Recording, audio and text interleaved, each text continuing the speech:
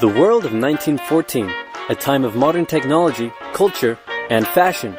Truly the height of civilization. Let's have a war. Everyone knew a big war was coming. France wanted some stuff back that Germany had taken from it. Germany wanted to take more of everyone's stuff, and they were building a big sexy navy that was making the British uncomfortable. These two empires thought they were really cool, but lots of different people who lived there didn't think it was so cool. And some of them had even been declaring independence with help from Russia.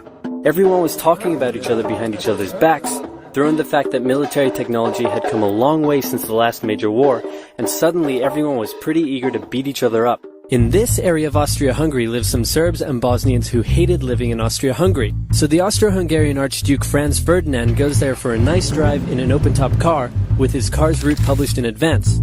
And that went just about as well as you'd expect. Some assassins were waiting for him along the way and threw bombs at his car, but they missed and blew up some officers behind him instead.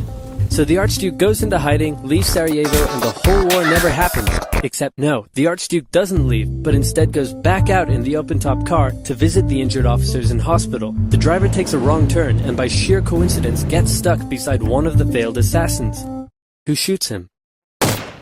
Austria-Hungary is understandably pissed about all this, and they think the Serbian government had something to do with it, which they might have. So they go to their ally Germany and say, "Hey Germany, we're going to declare war on Serbia," and Germany is all for that. So Austria-Hungary send a big list of impossible demands to Serbia, and when Serbia refuses, they declare war. Austria-Hungary and Germany are friends, and Serbia is protected by Russia, who's friends with France, so they all declare war on each other. Montenegro joins in too. France and Britain also have a kind of alliance, so when France says, "Hey Britain, you got my back?" Britain is like, maybe. And then they decide to stay out of it, which is great for Germany because Germany has a plan. They know that Russia is so big and clumsy that it will take them a while to get ready for war.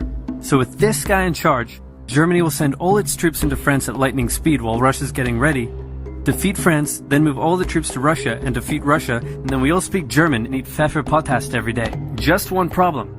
France has loads of forts and defenses along its German border, and Germany can't waste any time fighting them, so Germany decides to go around them, through Belgium.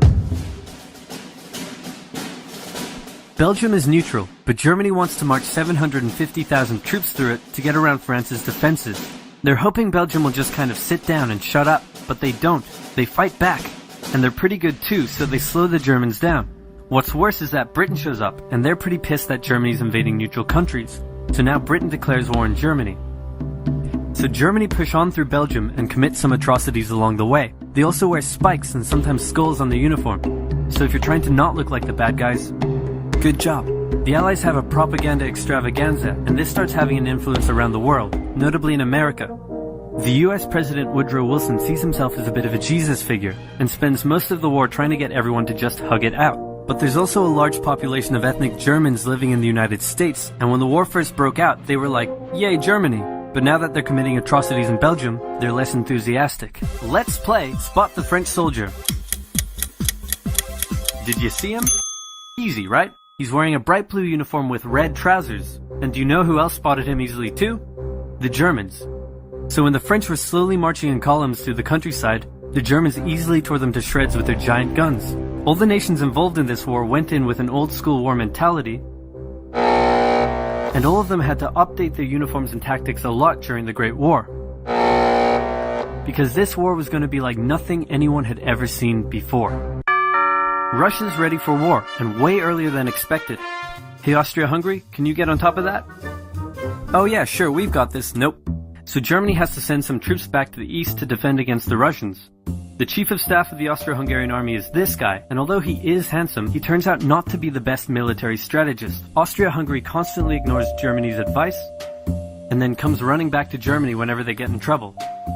Austria-Hungary even gets its ass kicked by tiny Serbia, who repels all their invasion attempts at the start of the war. It's better news for Germany in the north though, where they almost completely wipe out the Russian Second Army. Back on the Western Front, the Germans continue